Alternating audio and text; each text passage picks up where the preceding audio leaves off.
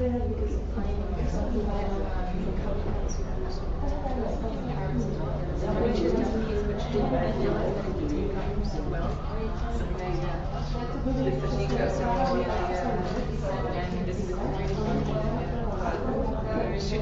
realize it was gonna be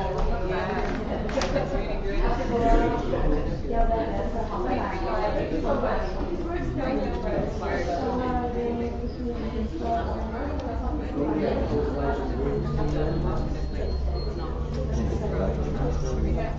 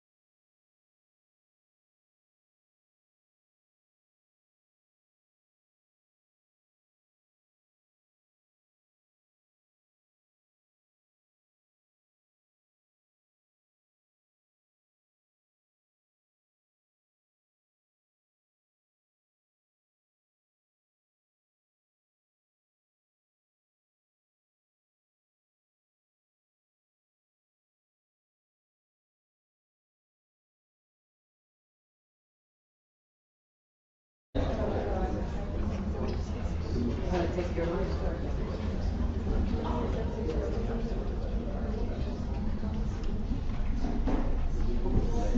dear ladies and gentlemen, please take a seat if you want. We are about to start. So, dear everyone, dear visitors, today I would like to warmly welcome you to our session. It starts with us, how everyday choices build circular economies. And for the Japanese audience, minasan konnichiwa. This evening we want to explore the human side of circularity. We want to explore how citizens engage in circular behaviors, how they can take an active part in the circular transition. And I would like to thank the Dutch Pavilion for hosting us today, and also for offering us a pavilion talk and a tour through the pavilion afterwards at 8 o'clock. I think that's a great opportunity. You have seen the line, so please wait until we also get to go there.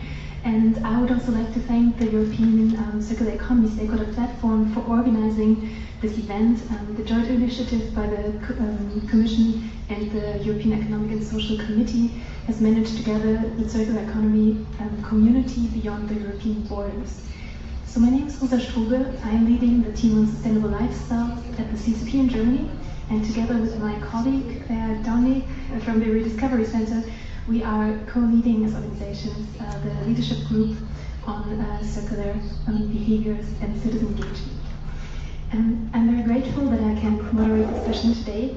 And a few housekeeping things. The panel will be mostly in English, but there's also one Japanese speaker. So for everyone who's not fluent in both languages, please do take your translation device, and this will help you to follow everything in the discussion.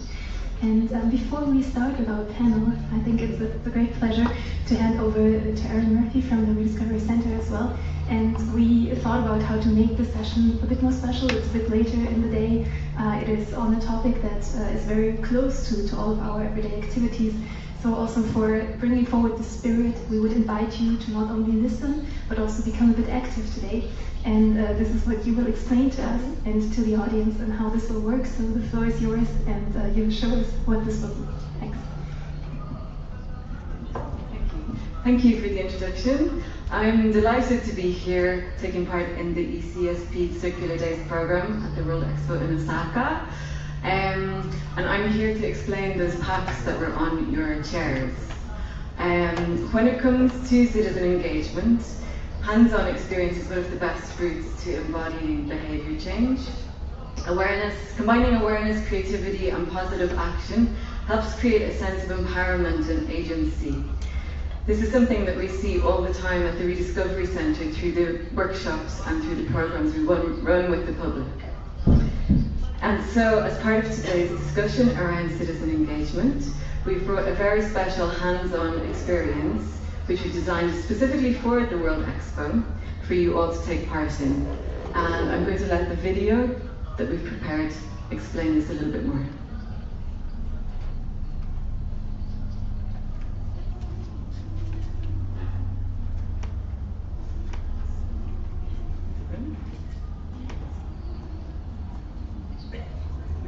Or maybe not. Is it finished?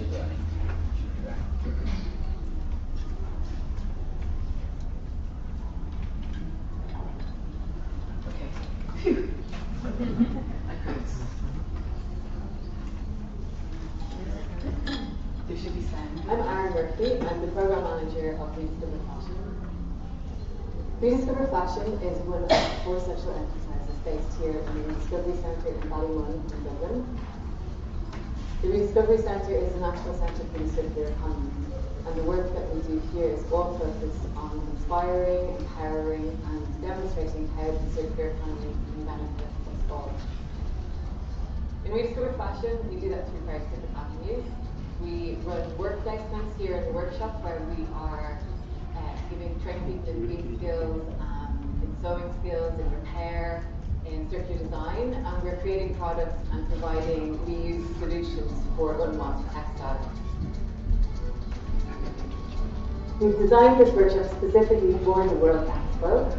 It is a basic repair skills workshop, but in using the repair skills, we will be creating a beautiful poster using hand stitching, and we're using actually the Japanese traditional mending technique, the sashiko style stitching, to do the repair.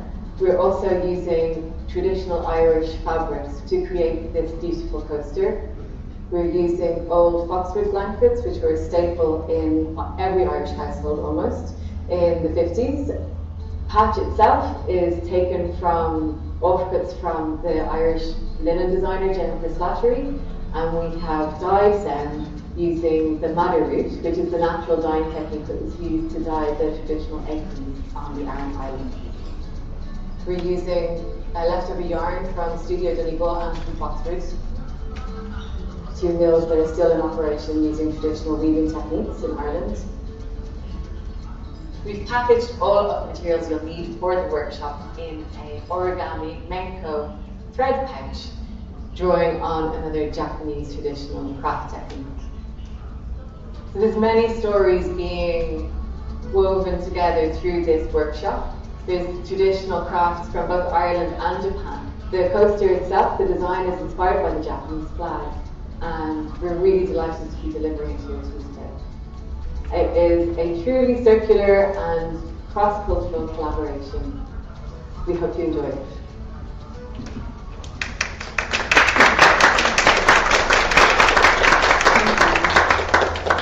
So yeah, it's really built on creativity, collaboration and cross-pollination, which are such important elements of the circular economy.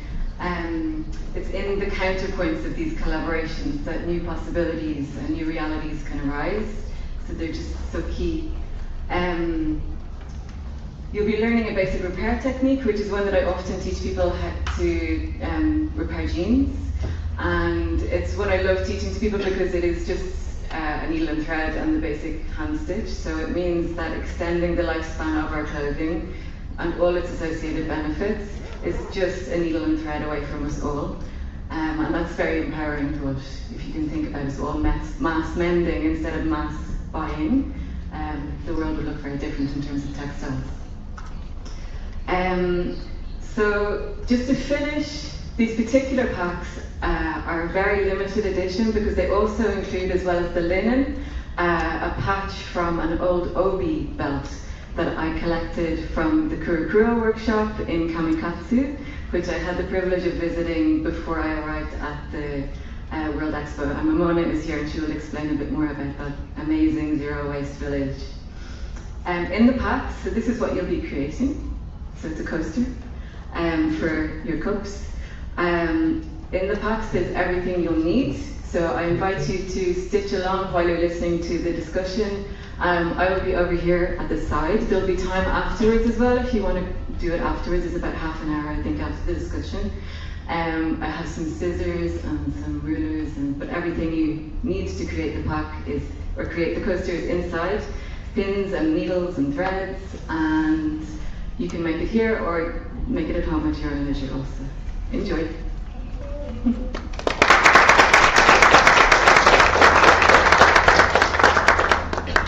Thank you very much, Erin, for bringing this exciting activity to today. So yes, please feel free to do this on the side or afterwards. As I said, we will have a bit of time then. And with this, I have the great pleasure to welcome our panelists to our stage. So please come to the front. And we'll introduce you one by one when you also get to speak, but please already sit here so that everyone can see you. Yes.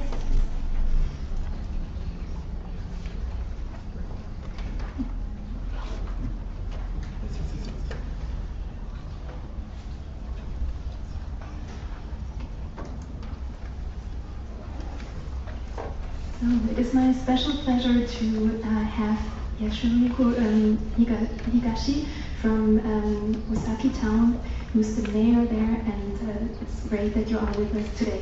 Thank you very much for making all the way, and I think it's going to be very interesting to learn from you because under your leadership, Osaki has achieved a recycling rate of over 80%, which is the highest in Japan. So I would like to ask you to introduce yourself and your work, and also share with us how you managed to engage citizens to adopt circular behaviors.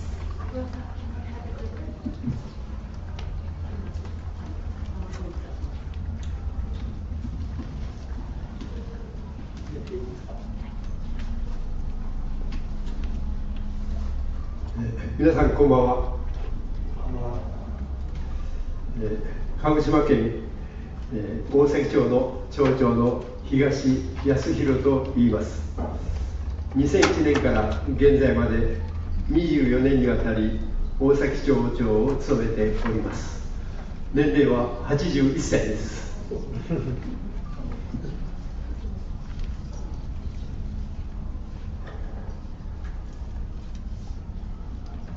本土の最南端に位置する鹿児島県の大崎町は人口1万2000人、農業や畜産業を基幹産業とした自然豊かな町です。ゴミ処理に関して町内には焼却施設がないというユニークな特徴があります。15年間の供用予定であった現在の埋め立て処分場ですが、計画期間半ばで満杯の恐れがあり、私たちは3つの選択肢から1つを選択する必要がありました。まず1点目、廃棄物焼却処理施設の建設。2点目、新たな処分場の建設。3点目、既存の埋め立て処分場の延命化。まず1点目の焼却処理施設の建設には莫大な建設費とランニングコストの問題で断念いたしました。2点目の新たな処分場の建設については設置場所や悪臭問題等から住民の理解が得られず、これも断念しました。したがって3点目の既存の埋め立て処分場の延命化の道を選択いたしました。1998年からゴミの徹底分別を進め、ゴミの約 84% をリサイクルし、資源リサイクル率日本一を16回達成し、今では日本一のリサイクルの街として知られております。住民全体の取り組みによって混ぜればゴミ、分ければ資源が文化として定着しています。また2020年よりリサイクルの街から世界の未来を作る街へというビジョンを掲げて、世界のモデルとなる循環型の街、サークラビレッジ大崎町づくりに取り組んでいます。2021年には大崎町 SDGs 推進協議会が発足し、研究機関と共同し、実証実験、官民競争、教育、情報発信など多くのプロジェクトを手掛けております。私自身は町民の暮らしや声に耳を傾ける中で、未来を作る街は町民と共にあるべきだと強く感じています。今日のセッションを通じて、世界の皆さんと町民が主役の街づくりについて語り合えたらと思っております。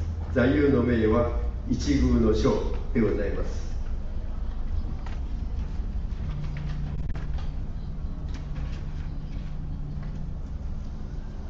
質問の住民を巻き込み、彼らを解決策の一部として参画させるためにどのような取り組みが効果でしたか。Higashi-san, thank you very much for these impressive insights, also supported by the very impressive pictures. I think it's something that certainly also European cities can learn from, to see how you have managed with engaging everyone to reach these really amazing high targets of recycling. Thank you very much. With this, I would like to hand over to Momona Otsuka, who is the Chief Environmental Officer at the Kamikatsu Zero Waste Center here in Japan. So Momona-san, would you like to tell us a bit about yourself and also share with us what you think about the role of culture and the educational system to play in adopting circular behaviors?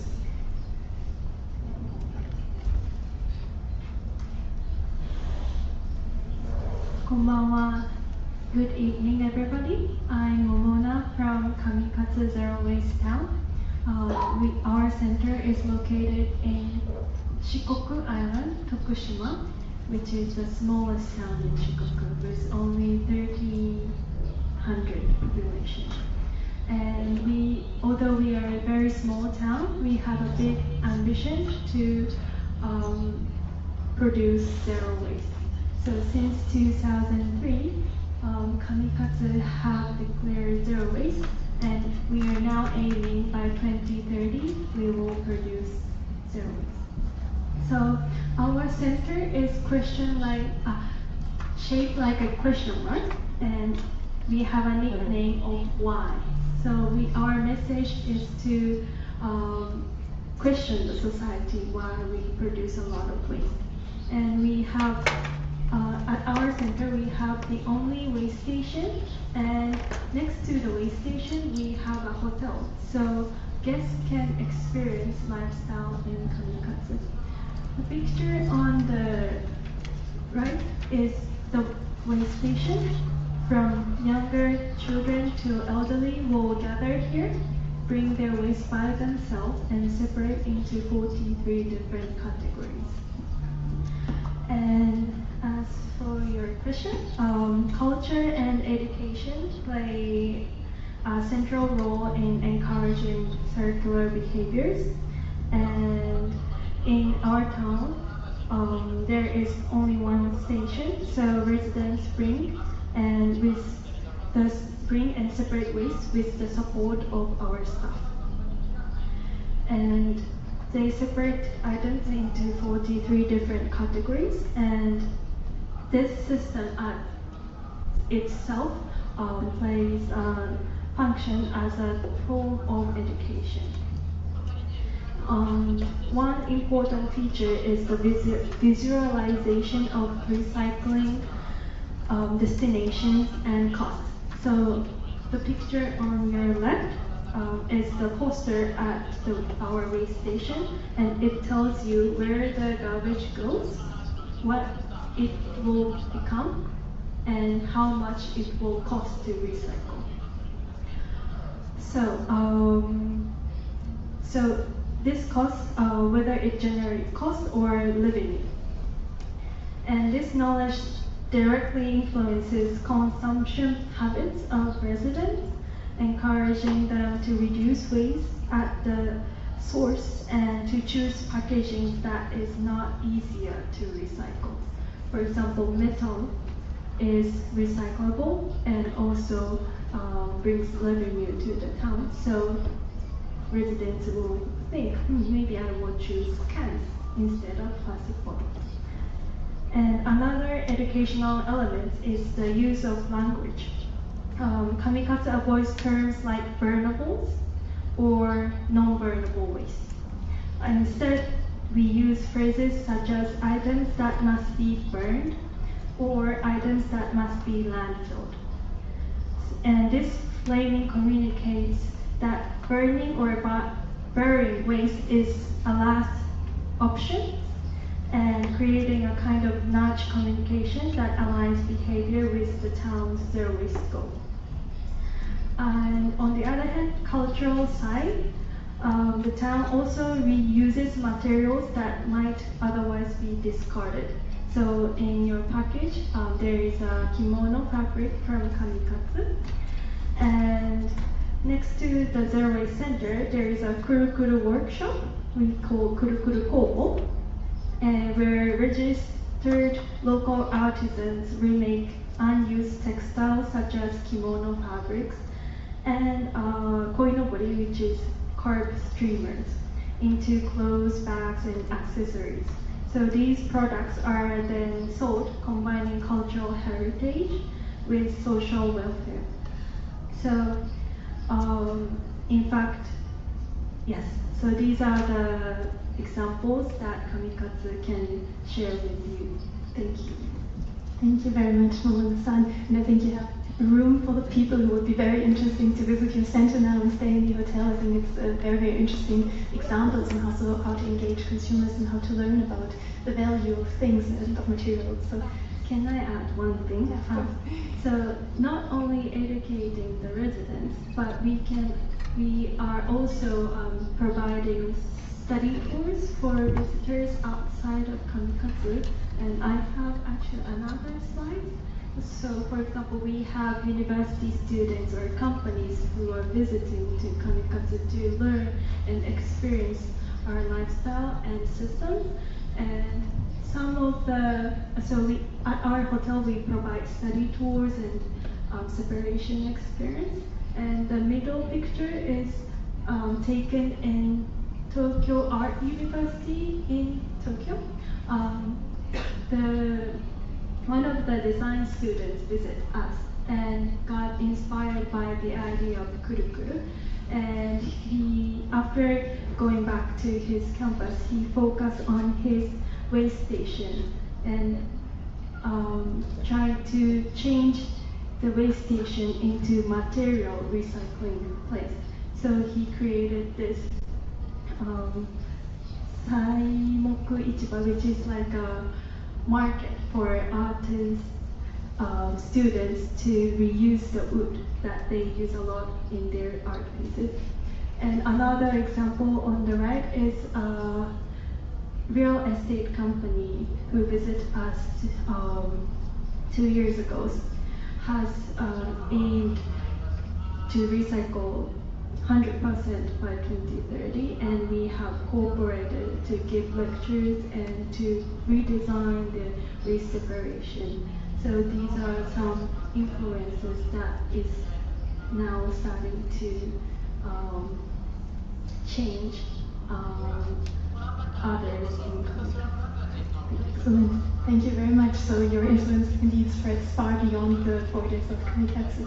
Thank you very much for these insights. Now we've heard quite a bit from the Japanese side, and I would like to move over to the European side and continue with you, Maria. You are a member of the European Economic and Social Committee, and I would like to introduce you and your work with a few words, and then tell us about the role of consumers in circular business models, because we all know the one thing sort of has to go with the other. It doesn't really work if the business models are not in place. So please share with us some insights.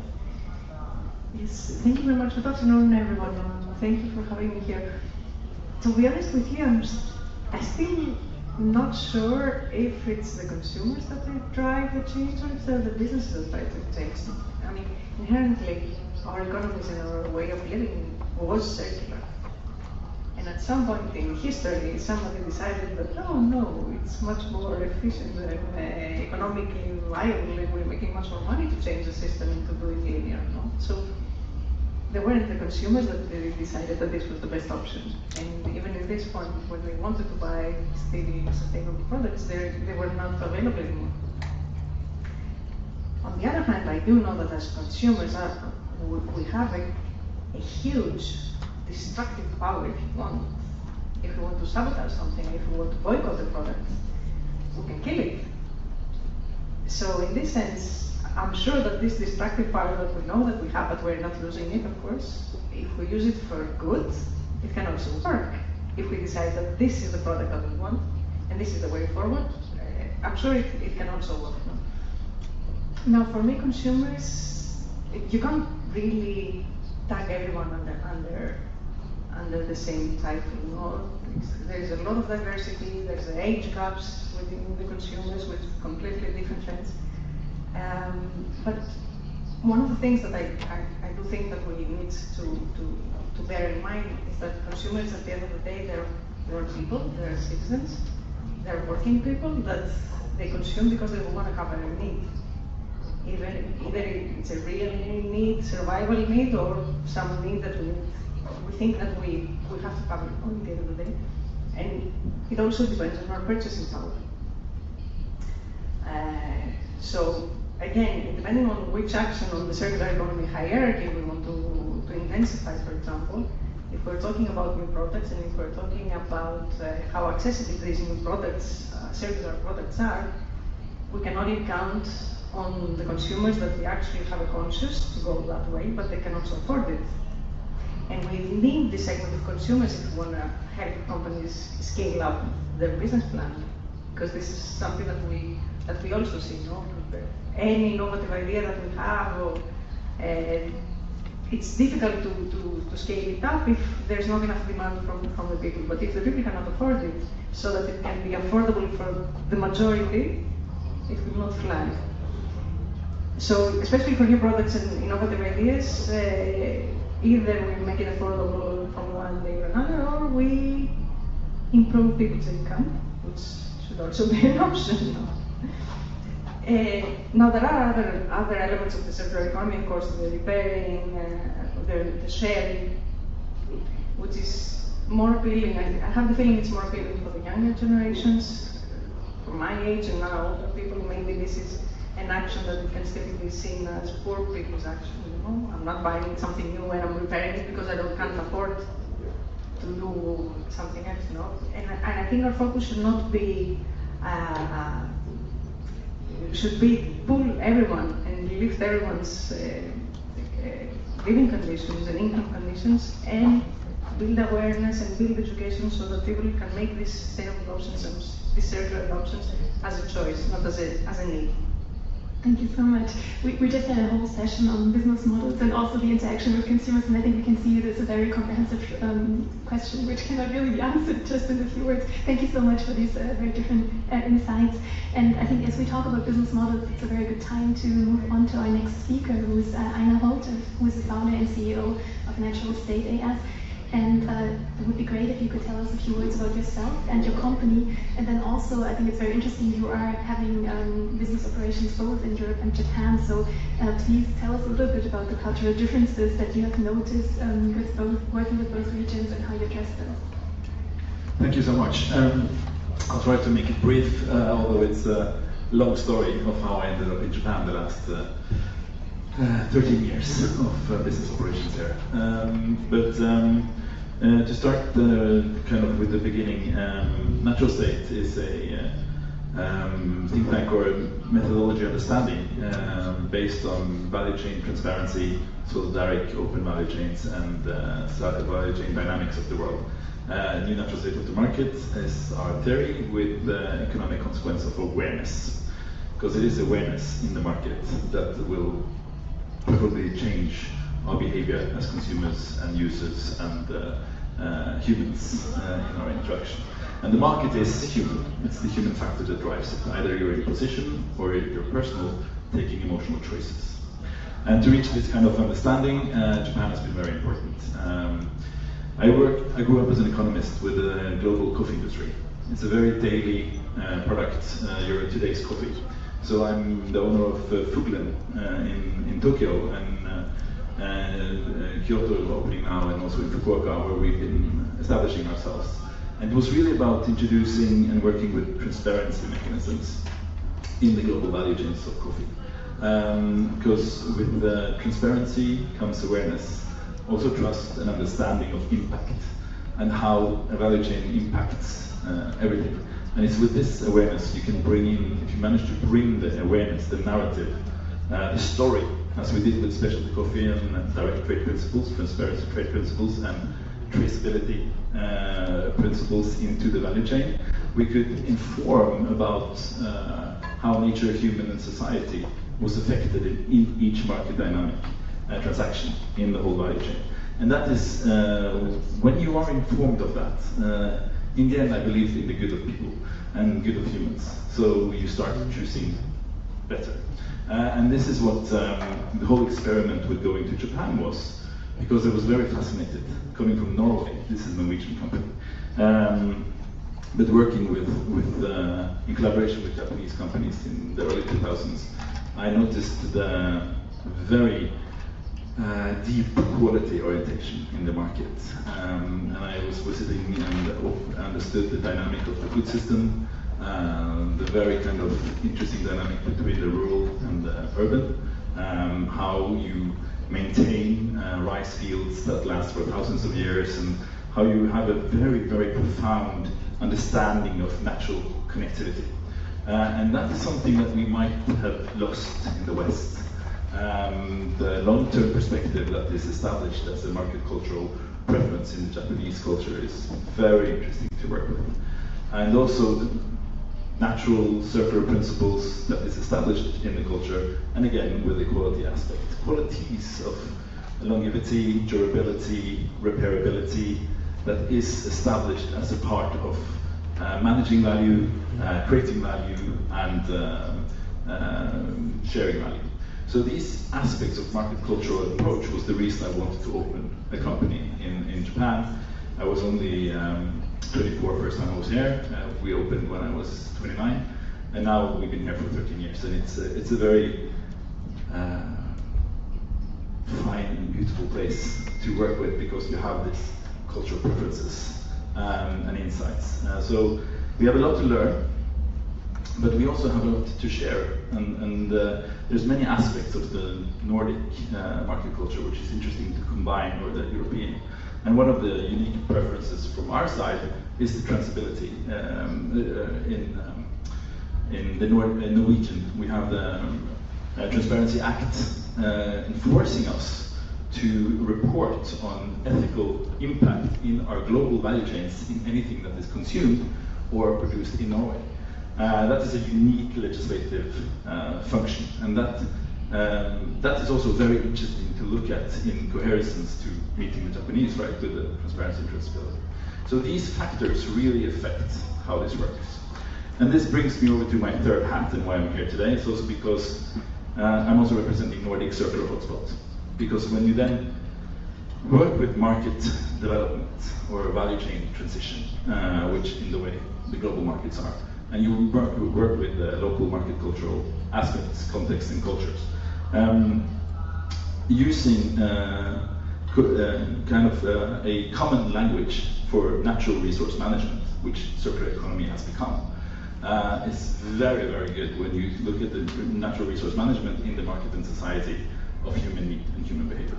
And when you use the circular principle in a transparent value chain, and you relate to place, that's when you really triple concretize. So it gives meaning to the consumer, to the market, to the people that is receiving it, because you can explain it, you can triangulate it, so it becomes much more concrete. And that is what we have also developed as place economy principles. And I'm also very glad that we were also published with the Kyoto Post-COVID Manifesto for Global Economics in 2022 with this approach, which is also bridging these together. So when we work in this global community that World Expo in Osaka is kind of manifesting, we really need to work together, talk together, and learn from each other. Because I think all different market cultures has different qualities, different value propositions, and understandings of natural resource management, natural value management in different layers. Anything from long sight in Japan to transparency in the Nordics to regulatory understanding in the EU, right, which is now really pushing it as well as a forefront in how to manage Commonwealth. So a lot of bridges here, but it's really interesting and very beautiful to be here and talk about how we might see the economic consequences of awareness coming up and hope for the best. Thank you. Thank you so much. Maybe if you want to keep the microphone just for a second, because I think this was so insightful how you showed how each culture here has, brings different benefits to make circularity work. When you started these operations in Japan, or probably also in the Nordic countries, was there also something you encountered as very problematic that you would have thought would have worked easily and then it didn't? Because that's also very interesting. Of course, there's no easy task working with global trade because of the cultural differences. But you need to overcome them with a very important word, patience, right? Although we need to move hastily, we need to be patient with each other. There has been, there's many things that we met as obstacles or cultural differences. For instance, we have companies in other countries as well, several others. We have as a principle, we deploy Norwegian work law environment, so we have work-life balance. We enforce only 8 hours work per day, only 5 days per week. This is not fully regular in Japan, especially in the service industry. So that was a lot of reactions on that. Also, collaborative flat structures, responsibility hierarchies instead of power hierarchies, where you have enforced collaboration in different structures, and then of course much more individual impact on your work environment. Was also very interesting to introduce, and these factors. So there's many differences which you can share and work with. But what we saw is that if you have patience and a good collaboration ability. You overcome these, and what you need to have is stayer ability to really just continue. And it's been working very well. So it's now we are 200 employees and have quite a successful enterprise in that sector here in Japan, also other places. But it's really about creating a real, genuine, true value. And that is perceived in this market, which is amazing to me. Excellent. Thank you very much. So we take patience as something we should all apply more often. So I think it's very interesting to hear your insights from your business perspective. However, it's also always very good to look at the research side because that gives us a chance to look at things a bit more broadly. So our next speaker is Alice Yamada. So Alice, would you be so kind to also present yourself? You work as a policy researcher at the Institute for Environmental Strategies, but it would be great to hear a bit about your work and also what you think worked well to make citizens part of circular solutions.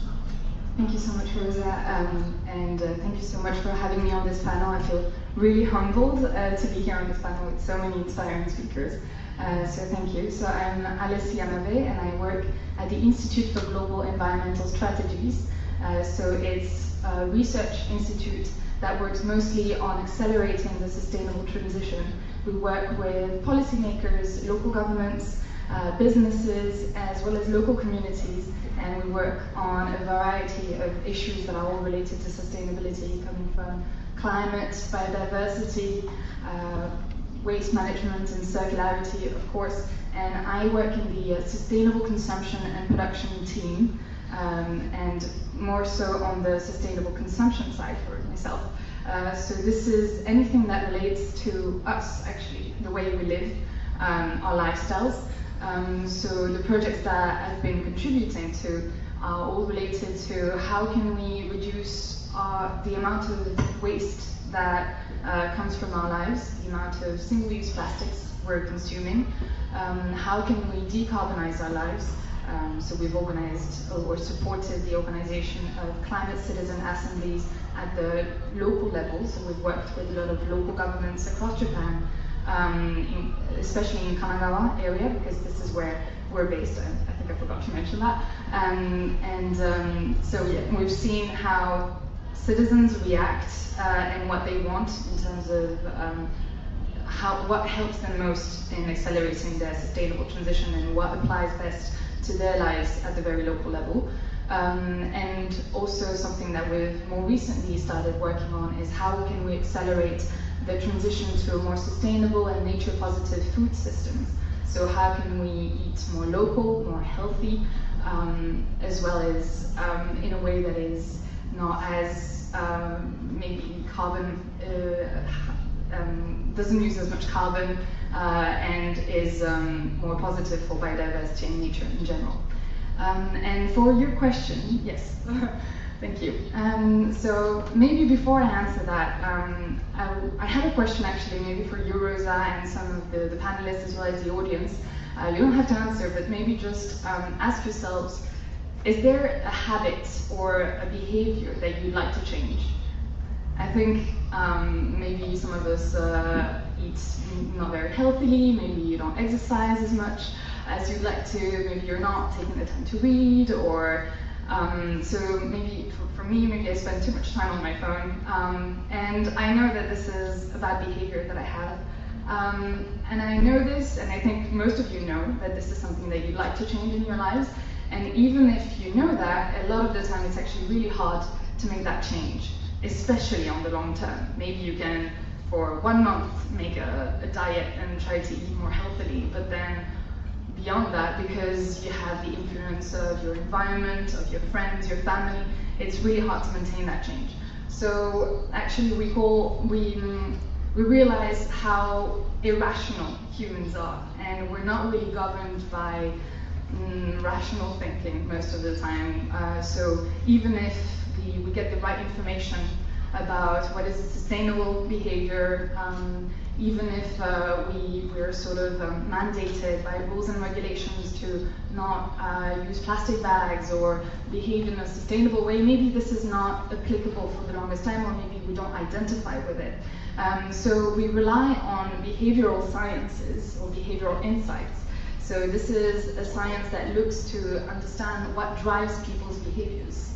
And so as you all know, we are driven by our emotions, by what we think is easy, because what does the environment provide, what does the infrastructure around us make easy for us to do when we make decisions and behaviors, and also by the social norms, what is seen as normal. If a sustainable behavior, if a circular behavior is not seen as normal, then maybe you won't want to apply it in your daily life, because then you'll alienate you from your community or your family, and then you'll have maybe hard discussions with your family. So we're trying to see what are sort of levers that we can use to change people's behavior and engage people in changing the behavior in a way that is sustainable, I mean on the long term, but also circular and sustainable with the environment and socially. So we're seeing that the levers that are traditionally applied to change people's behaviors are information, the provision of information campaigns, of course transparency, super important, and that works to a certain extent. And we also have rules and regulations. We can be made to act in a way because there is a rule not to use as much plastic, for example, or material incentives or physical incentives. Maybe if there is a discount, if you bring your own tumbler, maybe that will encourage you to bring your own tumbler and wash it at home. But actually, a lot of the time you might forget, because the infrastructure doesn't make it easy for you, or maybe you're not seeing your friends using the tumbler. So there are so many challenges, barriers for sustainable behaviors. So we're seeing that, so we're applying different kinds of levers. So we call them choice architecture. So that's about how can we change the environment in which we make our decisions. How can we make it easy to bring your tumbler? Maybe you'll have constant reminders, or that sounds awful, by that. But maybe you'll just see your tumbler on your way out, and so that's a simple thing. Or instead of having a plastic straw that's like just put in your drink when you order it, maybe you'll have to ask for it. So the infrastructure is not easy for you to just not like you don't have to think about making a sustainable behavior, basically. And you actually have to think about being unsustainable. You have to make the extra effort to ask for the straw, for example. So that's choice architecture. And we also have emotional appeals. So yeah, that's really important. How can we appeal to people's emotions? Maybe something that you find exciting, fun, or maybe you find pretty shocking that there's a turtle that has a plastic straw in their nose. I think that's something that was so shocking and that encouraged a lot of people to stay away from plastic straws, for example. And another one is social influences, of course. How can we use influences as social influences as a lever? So for example, maybe you can make a pledge in front of your friends that you will eat less red meat, and actually that holds you a lot more accountable. So because your friends will be reminding you. Or maybe if we make it the norm to always have your my bag or like your reusable bag with you, then you'll feel kind of ashamed if you're asking for a single-use plastic.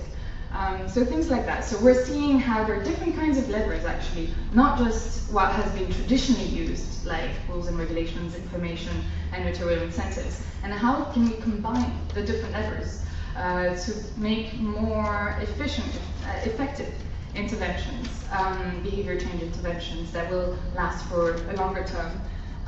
So sorry, can we just move to the next slide? I'll just show two very quick examples.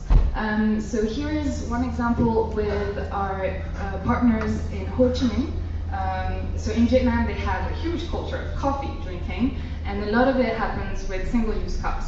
So we've partnered with Nopa, and they've actually made this tumbler. So you'll think actually she's trying to sell us more products, but actually what they're trying to sell is more the reusable behavior that's around the tumbler. So the tumbler uses a lot of the different kinds of levers that I just explained. So the tumbler is actually personalizable, customizable.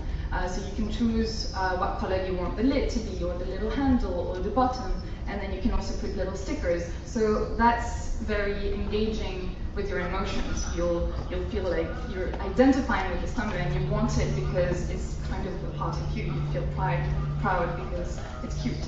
And also they're leveraging with the social norms, as well as the material incentives. So every time you go to the cafe that is partnering with them, you get a discount, and also you get to check it on your little app that they're developing currently. So that's the long-term goal. And then you'll have a leaders board where you're seeing how much much more reusable you are compared to your friends. And it's kind of like a Duolingo. I don't know if you know. I'm absolutely addicted to it because all my friends are doing it, and I'm getting reminders, and I have to be better than my friends. And same with Chulalongkorn University in Bangkok. They have zero waste campaign across the campus where they're using a lot of the different levers. And one more thing that I think Rosa mentioned in her earlier panel is the importance of co-creation. So in this campus where they have a food market twice a week, they're trying to encourage the vendors and the students not to use single-use plastics. And so they have information campaigns and discounts. And also the students actually, as part of the curriculum, they were co-creating the information campaign. So in a way that they actually identify with the campaign, it speaks to them, and they're proud of it when it's being shown all across campus. And then they'll apply that behavior more directly. So yeah, these are just a few examples of how we can best engage with consumers. Thank you so much, Alison. Excellent. I think this resonates with a lot of the work that we also do, but I think it's very important indeed to look at the way also human brain functions and how we as individuals react to certain tools of behavioral science. So I think you gave some excellent examples on how this can work. So I think now we expand a little bit the discussion from seeing what an individual can do and like how to reach the individual, and also like in which context this whole thing happens. And with this, I would like to hand over again to Einar, because we also want to understand a little bit more where can circular behaviors actually happen. And I would like to invite you to share with us a bit from your working experience on how place-based circular economy offers can happen and work. Thank you. Place-based understanding or place economy principles, understanding the culture and context of location is very important, because localize what you can, globalize what you have to, is a very basic principle. And how circular economy affects your local economic principle. I would say within all the sustainability economies, circular economy is one of the most important, because it relates to nature resource management in a location. And when you frame it with the culture and context of place, you can really translate that into other structures, and you can connect it to the other extremely important local economic, sustainability economic principle, which is local economy, and how you relate those two together, and the systems approach in how you kind of see anything from the waste management system, tumblers, coffee cups needs to, there's a lot, the systemic structure, or the infrastructure, the architecture of system that is in that location. And if you bear with you the circular principles into understanding that, you can do massive impacts in a positive way. Like Nordic Circular Hotspot, it's a market transition program for the Nordics, where we are applying systematically, strategically, circular principles to all the value chains of the Nordic market. Because you have to approach the value chains, the supply chains. Market is natural resource flows to human consume, human behavior-led consumption in any way or other format. All transactions resonate with this. So when you take that concretization of natural value, human value of a location, and you look at that with circular principles, then you get sustainable value propositions.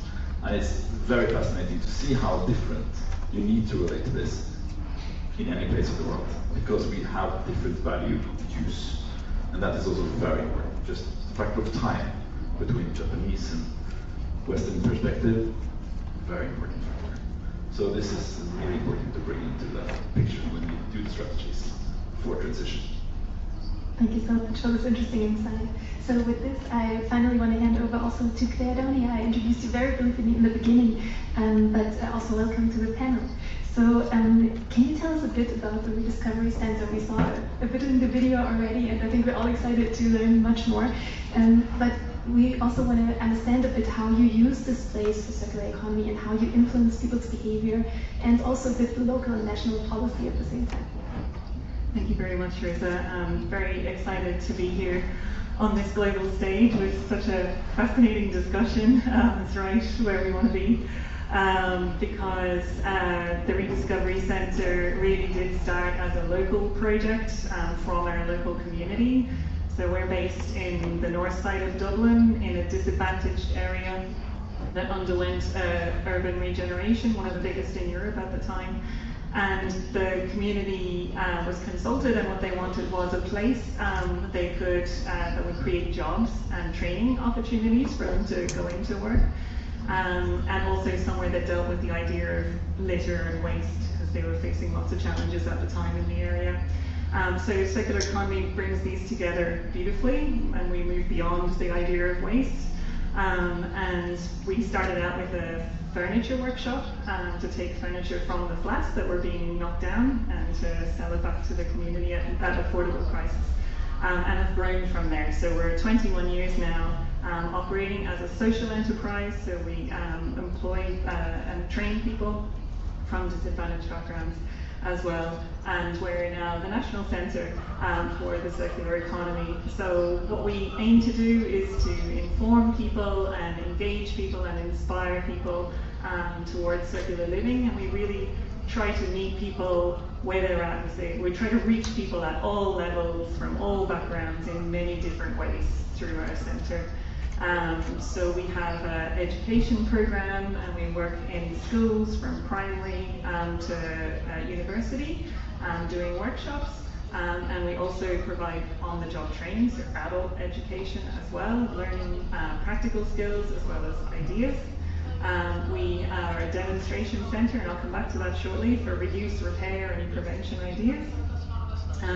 We collaborate, as everyone talks about collaboration, so it's not a surprise, but we collaborate particularly with public bodies to deliver national programs. So we have, for example, and Aaron here from our fashion team runs a Relove Fashion project with secondary school students, where we get them to research into fast fashion, the impact, but then create their own outfit from pre-loved textiles, so they get hands-on, they're learning skills, and they're creating, so combining the arts and creativity into it as well. And then we also do research, so you asked about policy, we research to help policymakers to help people in turn, to be able to provide the opportunities, make the right choices, make it just easier and more affordable, which is a big ask, to be more circular. So we run our activities from our demonstration centre. So it was before the regeneration project. It was an industrial building for making hot water for the flats. So it was going to be demolished, and the team talked to the council and got some European funding. Thank you.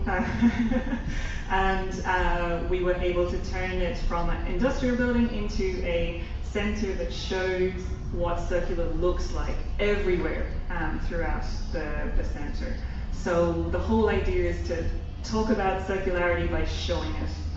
So everything from, you know, the structure, the materials we kept in the building, but also we have very simple ideas all through the building, like a book swap or a clothes swap. Anyone can leave an item, anyone can take an item anytime, so it's like really easy, really tangible.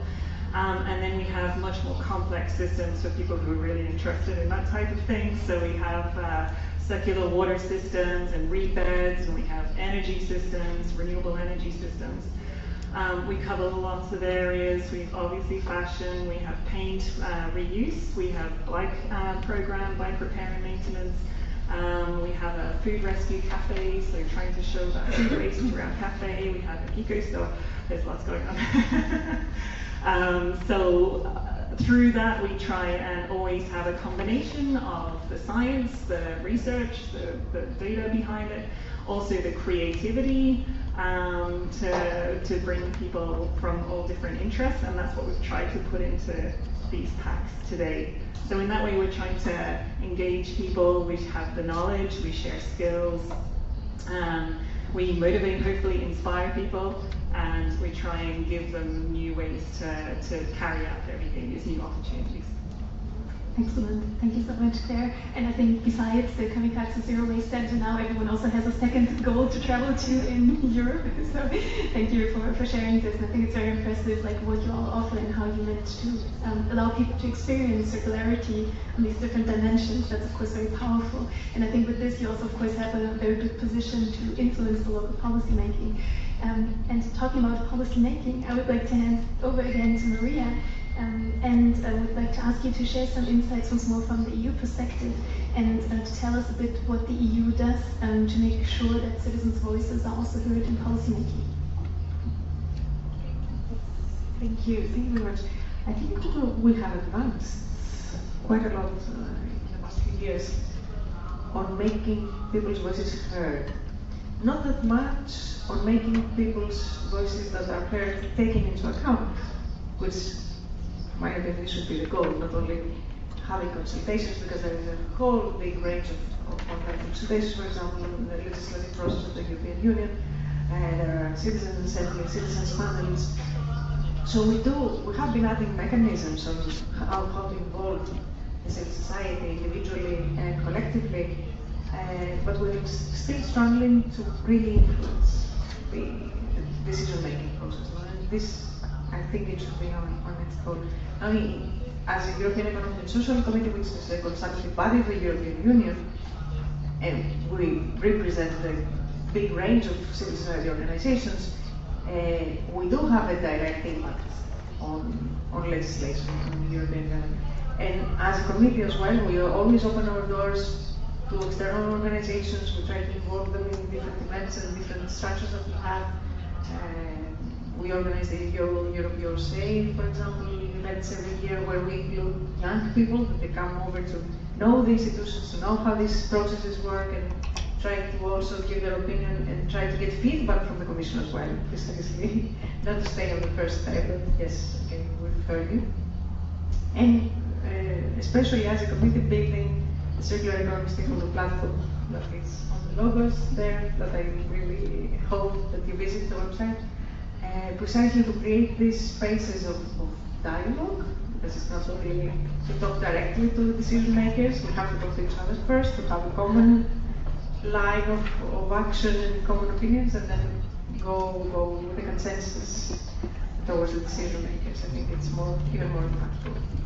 Thank you very much. And as we talked about co-creation earlier, and I think this is what you're saying, this should be a bit of the next step. If you could dream a bit how future policy making would look like, would you have an example on where to head to? Oh. Or maybe something that already worked relatively well and that we could take as a good example of it. Well, the platform has worked quite well actually. It was quite innovative in the beginning and the way it was set up. Being a joint project between the Commission and the European Economic and Social Committee, and how it grew organically with the involvement of different civil society organizations, precisely because we gave the power to the other civil society organizations that they're not that active or not directly linked to the Commission, for example. So I think the more we open the doors and windows for people to get involved, the easier we make the processes as well for the consultation and for the involvement of people. And the more open is from the decision makers to actually engage and to balance a little bit this power of the different interests and lobbies. This will help move forward. Thank you very much, and I think these events are actually a very good example of that. Thank you so much.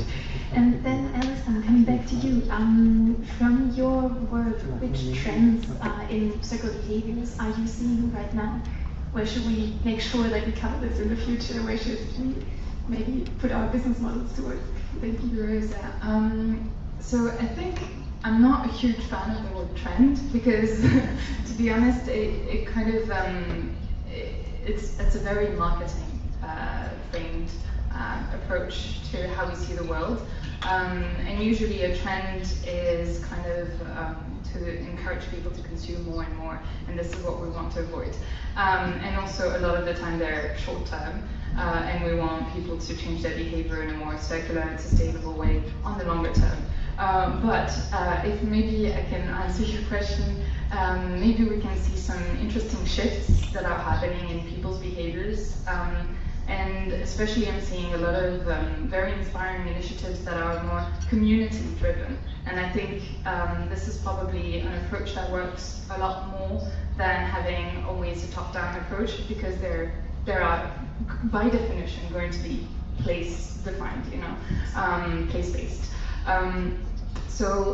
Yeah, if I can show the slides, I have just two small examples from Kamakura. So Kamakura is this it's an amazing town that if you haven't been to, you should definitely visit. It's one of the old capitals of Japan, and it's full of history, full of traditions.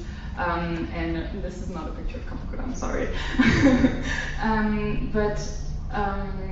Kamakura also has a very strong community, and they have a very strong community that is called gominity as well. So it's actually a portmanteau word of garbage, gomi, with community, so garbage community, where they're trying to make waste framed in a more positive way. I think this is a lot of examples that we're seeing around that. So they're organizing festivals, plucking activities, and they also have very strict waste sorting rules in Kamakura. So they're trying to make this more educational, but also interactive and community driven. They're not driven by local policymakers, even though they do influence a lot the local policies around waste management and recycling. And some other examples that I've seen around this community is the use of a reusable container. It's an initiative called Meguru, and I think they might be available in Kamikatsu. You've probably heard of them. So it's this reusable food container that can be used with, it's amazing to use within a small community, because then it's closed loop, not only in terms of the actual container that will be reused within the same community, but also it encourages you to go to the local shops, the local food shops, and in that way it actually empowers the local food shops, as well as encouraging the local residents to test out new places. And so yeah, it's a very basic deposit return scheme on the food container, but it's working really well in the community festivals, for example, or in the Kamakura where it started initially. And in Kamakura they also have this this small recycling center where they're collecting resources from local residents. So a lot of usually or difficult to recycle plastic appliances or even coffee grounds, and they're using it, they're sort of feeding it into their 3D printer and making urban furniture from it.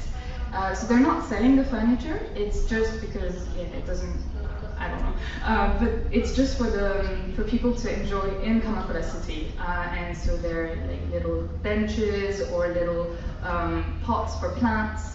And each of those furnitures has a QR code on them, and so local residents or even tourists can scan the QR code, and it shows you where the resources that made this furniture came from. And so you might realize that actually it comes from the coffee shop that you often go to, or some of the appliances that you might have discarded.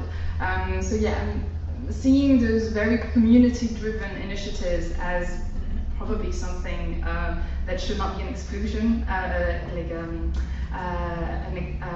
exception, but rather the norm. And they're normalizing, they're also helping normalizing more circular behaviors across a lot of local communities in Japan, and I'm sure in the world as well. Thank you very much. So important role of communities and also once more of traceability and understanding where things come from, so that becomes a bit more emotional to stick with them. Thank you so much, Alistair. Then going over to you, Claire, again. I know that you would have liked to split yourself today because it's not only a big day here today at the World Expo, but also back at home because the organization is launching the Circular IA today. And I would like to invite you from afar to tell us a little bit about this and also how you have designed it to put citizens as at the heart of circular solutions. Yeah, thank you, Risa. So we've obviously heard a lot about behaviour in this conversation, but also in many of the previous sessions. How do we influence public behaviour, public engagement? It's complex, as Alice has really clearly pointed out, changing people's behaviour. We can't knock people on the head with the environmental hammer anymore. It just doesn't work. It turns people off. How we talk about circular economy is also confusing. A lot of times we're talking about recycling, we're not talking about prevention or reuse or repair. So it's probably not surprising people are a bit confused about what it's all about. So we need globally, nationally in Ireland, to get better at communicating about this area and engaging people on it. And Alice stole my thunder there because really our starting point was to look at behavioural insights and try to understand what people know, what motivates them, what they're interested in, what they're doing. And this is something the marketing industry has been doing for hundreds of years. And we're only just kind of realizing it now. Maybe some of you were realizing it earlier, but so in the last few years we've seen some really good studies in Ireland about behaviour and public engagement that really help us understand where people are coming from. In particular, our Environmental Protection Agency has done a lot of studies, so if you're interested, go to their website. But also we've been doing them about circular economy. And what we found is that more and more people have heard of the words circular economy. From 25% to over half our population now have heard of it over the last 5 years, but the understanding isn't really growing. And people still think that because it has the word economy in it, it's for business, it's something government has to do, it's not really anything to do with me. And what people want is they just want to know what they should do. Really simply, what is my next step? What's the benefit to me? They don't want the big environmental messaging. They don't want the big picture, oh, we're moving towards a circular economy and it's going to be great, because it just feels too abstract. It's too far away. It's not really going to do anything for me. So all of this thinking is behind our new platform. We proposed to our government that we would do a project to really help nationally improve how we communicate, and we worked, so we're funded by our Department of Environment, but we work very closely with other national agencies, our EPA, our regional authorities who also do a lot of communication in this area, to try and provide some guidance and a simple, clear way to communicate about this area. So we have a 5-year project supported by our government, as I said, and it has 4 parts. So we're doing research continuously, getting data all the time to try and get better and better at communicating. We're going into communities and talking to them to see what do they need, what help do they need to communicate to their local communities, how do they get people to be involved in what they're doing. We're going to run campaigns as well, of course, digital campaigns and poster campaigns and so on. But what we're launching on actually tomorrow, don't look at the website yet. Look at it tomorrow. We're going to have an example over here though. Is a website, a national platform, and what we want it to be is a first place that you can go that makes it really circular living, really easy to understand and easy to take action on. So we've kind of layered it so that it can appeal to anyone who may not have already an interest in this area, that they can see straight away what is the thing I can do, and they might also recognize something they're already doing. So they go, yay, I'm already bringing my water bottle, so I must be circular, I must be part of this. It's already so easy, it's something I already do. And then we give them a few other things they can do as well. And then the other part of the website will point to, okay, do you want to take it a little bit further? Do you want to work maybe together in your community, take a few more steps, maybe try this? And in that part, we'll be showing people what brilliant communities around Ireland are already doing. So we've run a circular awards, and so that's given us lots of information about what people are doing. And so we can say, hey, guess what? Down in Cashel, we're doing a zero waste, zero disposable cup project. Or here's someone who's teaching people repair all the time. They're so brilliant, and it's all free. So trying to inspire people and bring them in by showing a really positive, easy actions that they can take. So they're the kind of bringing the first few steps, and then for communities who are already taking action, we're able to give grants, small grants, to help them with their communications and make them better at reaching their local audience. So all of that wrapped in, but please do visit the website, give us feedback. It's meant to be really interactive. We want to know what people think, what would make it better after tomorrow. Thank you so much. So thank you also then for being here with us today. Yes, despite the launch tomorrow, I think we'll all check out the website because it does sound like something which is very low barrier. Everyone can easily relate to what's shown there, and then probably take the next step, which is yes. Sorry, I forgot to say it's circular.ie. I didn't want to say that. What is the website? Very good. Thank you very much. Good. Listening to you and to Momona-san, I think your centers are doing also some quite similar work, so it's excellent and very, very interesting to see the two of you here on stage and hear about your work. Momona-san, I would be interested now to also hear a bit on how you engage different societal groups, because we know that they might have quite different ideas about circularity, different approaches on why they would think it's something in for them. So could you share with us a bit about your work on that? Thank you for your question. Inclusiveness has been very important thing for our zero waste activities in Kamikatsu, especially from children to elderly people. And Kamikatsu is Asian society. More than half of the population is over 65 years old. So it is very important to include elderly.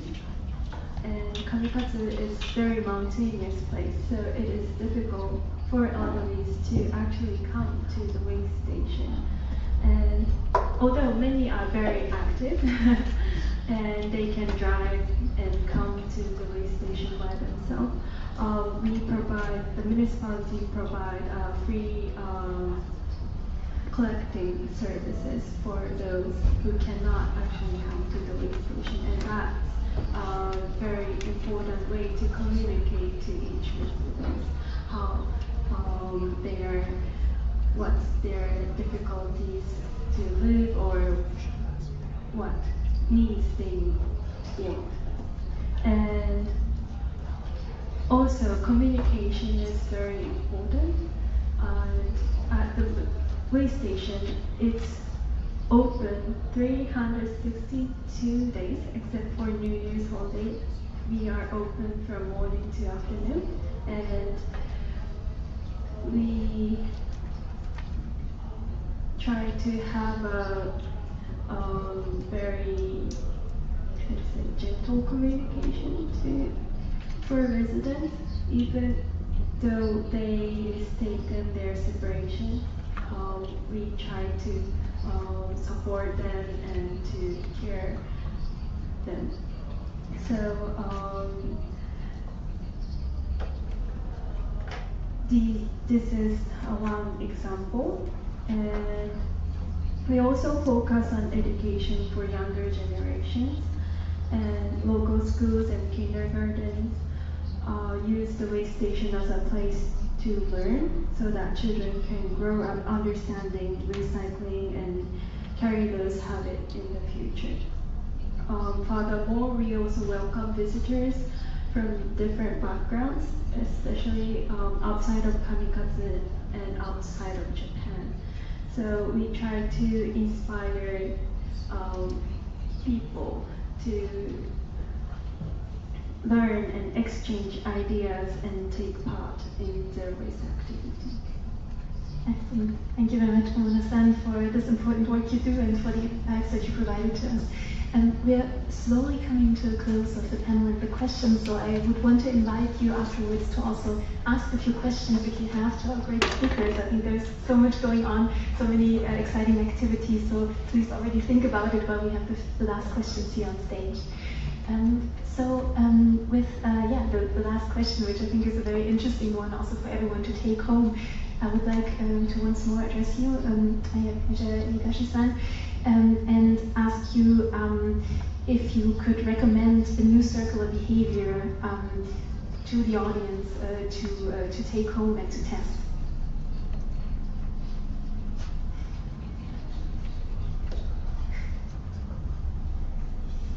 ありがとうございます。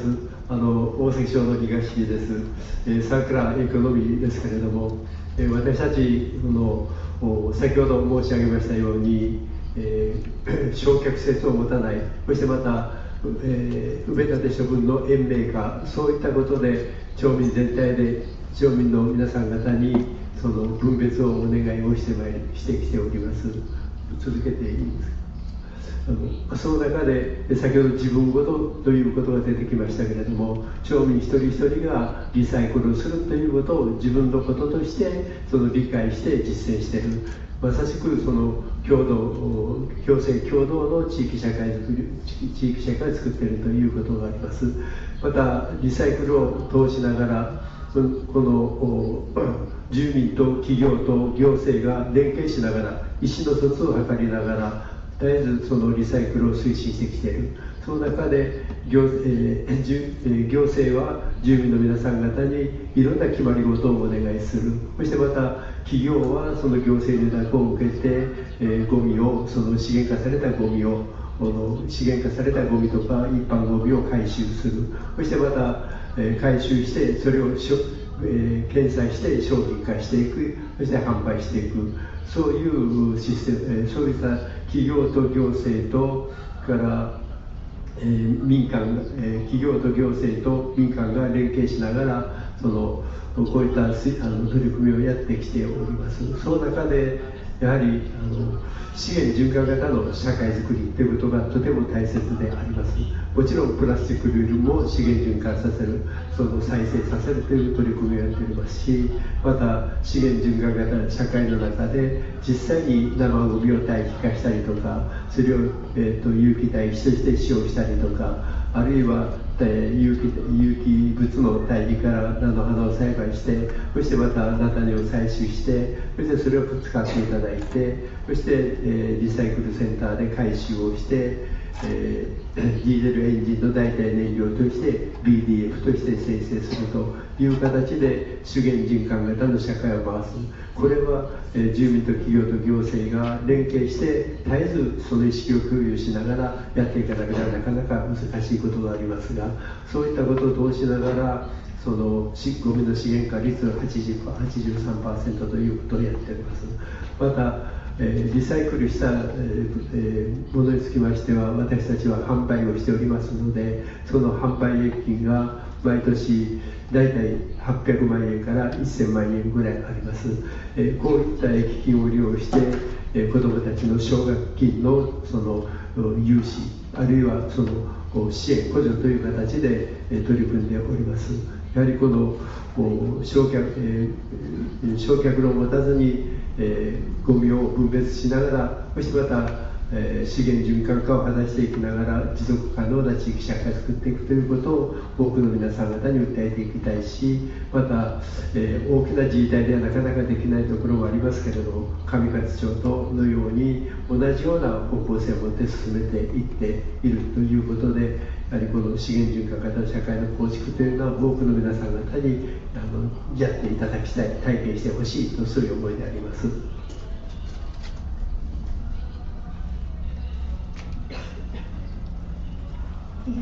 Thank you so much for sharing this insight. I think it's very, very impressive what you managed to set up in Osaki, and it's wonderful to learn about this.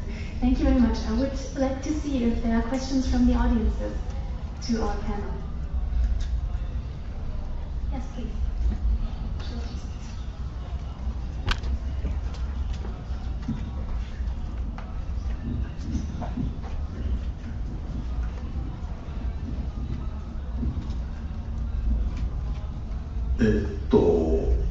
通訳、I need an interpreter translating to German. Okay.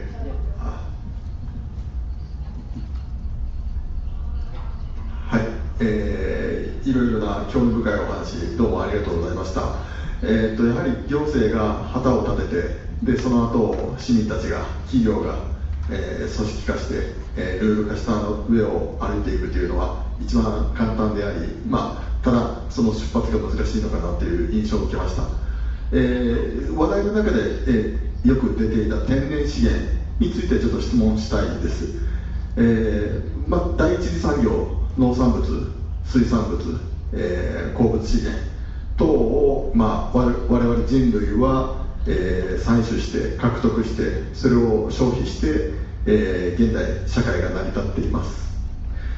ただ、その中でも鉱物資源、鉱山、地下資源の、理想的なサーキュラーエコノミー、循環型資源というのは、皆さんのイメージではどのようなものがあるのかをお聞きしたいです。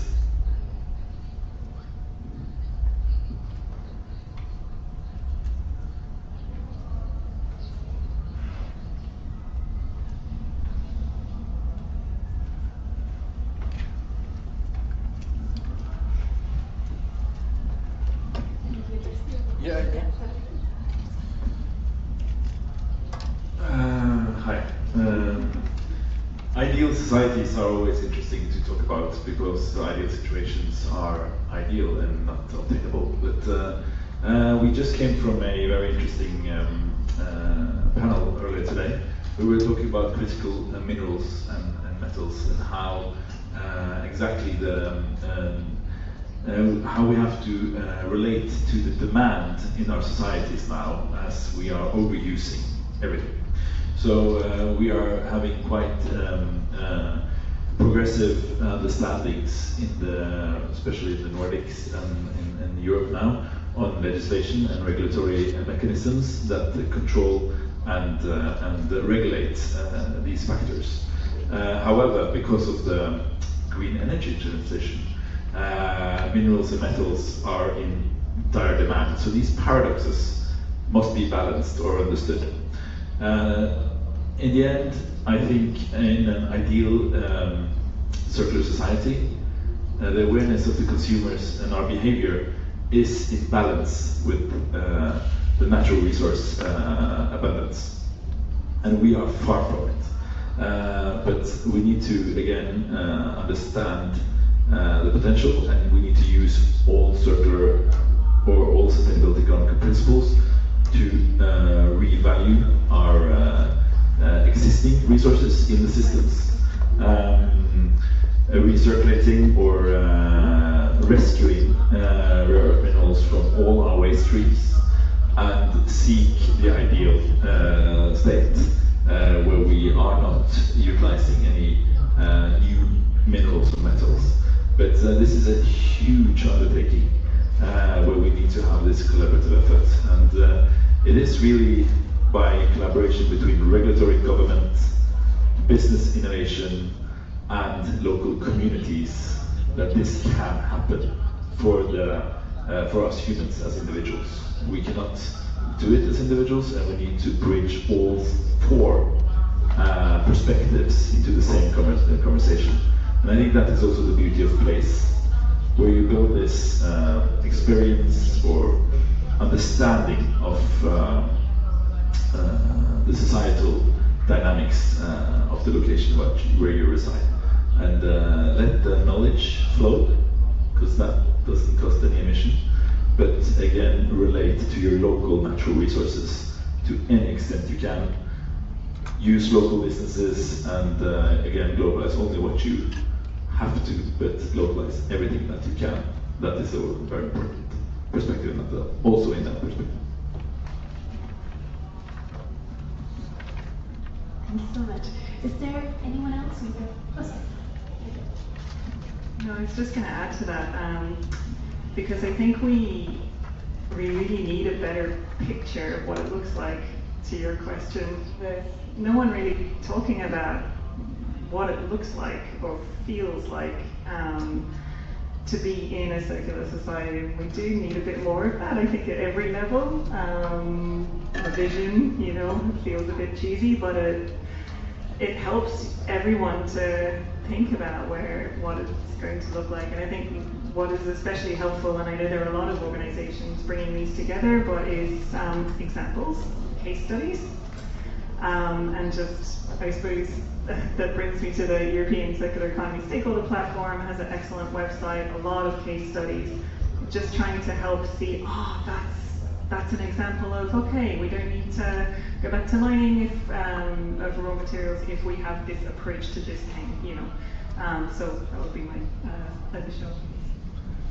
Being in a panel, we can have a conversation. So I also want to emphasize that it's really about this ideal state needs to be in balance between the nature resources and the human of locations and then of places, and then we really need to reassess our systemic structures, both our society and our market, and to obtain this balanced state is a common goal and a common ideal for everybody.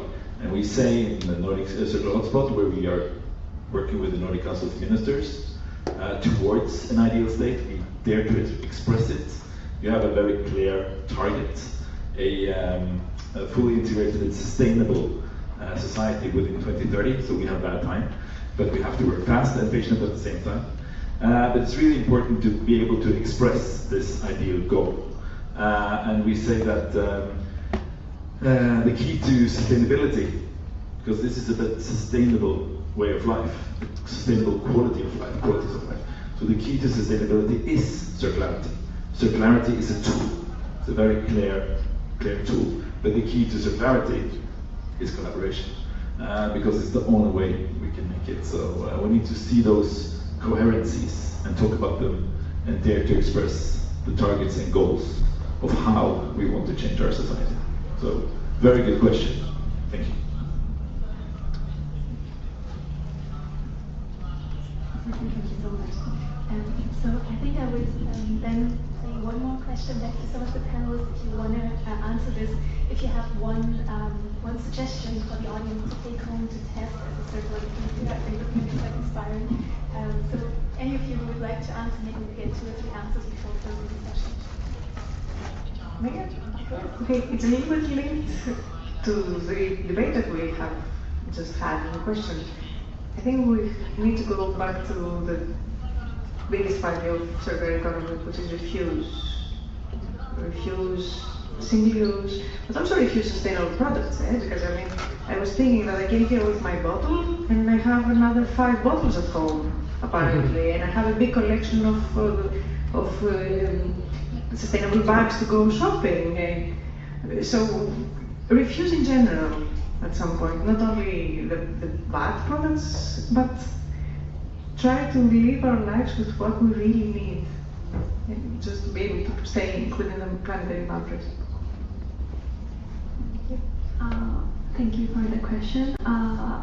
Our message from Kamikaze is very simple. Just question our way of consumption. So many visitors in our center, after experience the lifestyle of Kamikaze, separating waste into 43 different categories, composting, or demolishing the furnitures or electrics, they start to think, why are we burning things? What is burnable? And this question will guide you to better behavior. Start to research your municipal way to separate waste, where your garbage goes, and this will become a change in your lifestyle. And Kamikaze is, we think zero waste is not a goal, it's a process, it's a method. And we don't have best practice, but we are doing better to try to sustain our local community and local businesses. And it all started with questioning garbages and consumption. And so this is our message to you. Thank you. Very good advice to take home. Thank you. Would anyone else like to answer?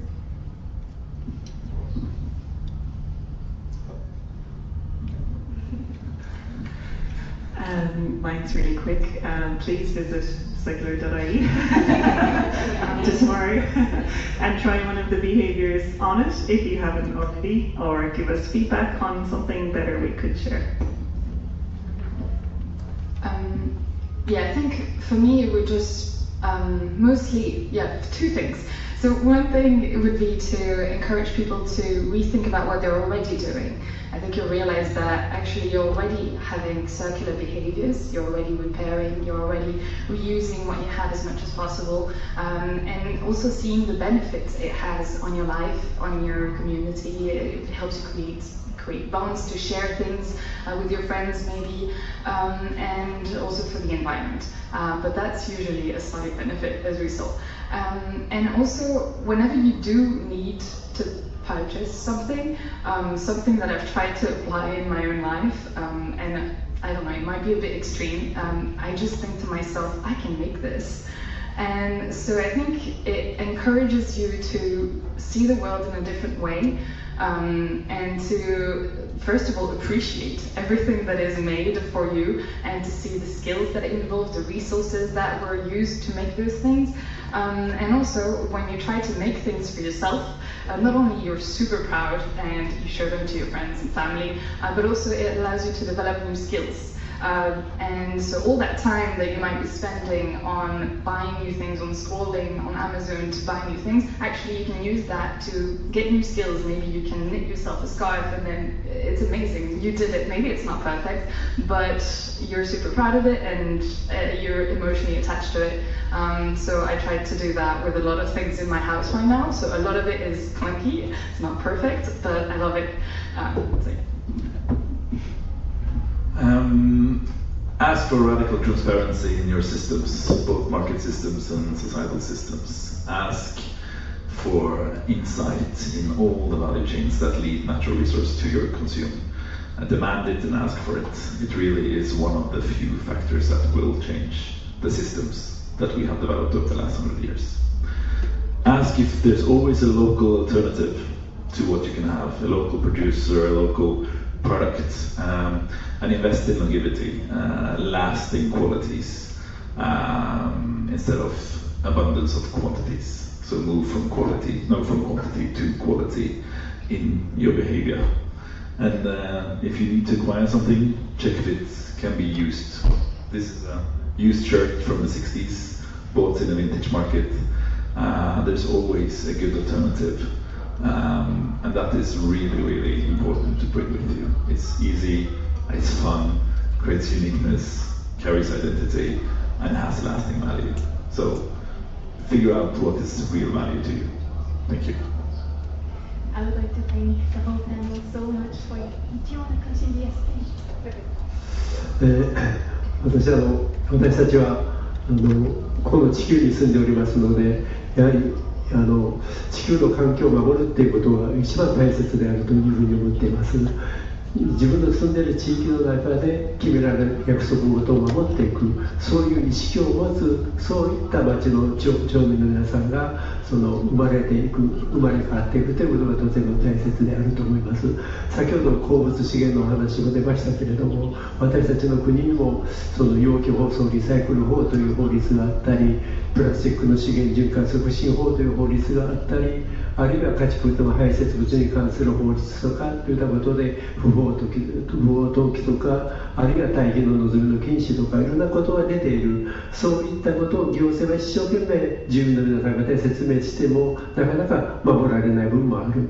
ですからやはりお互いにこの自分の住んでいる地域の環境を守る、そしてまた地球環境を守る、そういう意識をいかに住民の皆さんに理解していただくか、そしてまた、そういう努力をすべきでもあるけれども、意識の向上を図っていくということがとても大切だなというふうに思っております。以上です。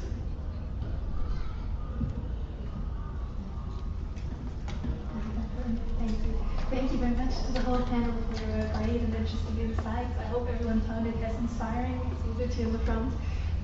So we learned a lot from like cultural differences, from what works particularly well in Europe and in Japan. We learned a lot about how humans work basically, and which tools we need to use to really get them to inspire them.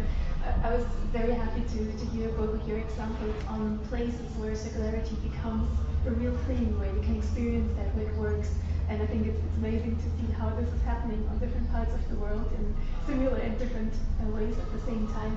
Very great example from a small town that really managed to engage all its citizens and to come up with these so impressive recycling targets.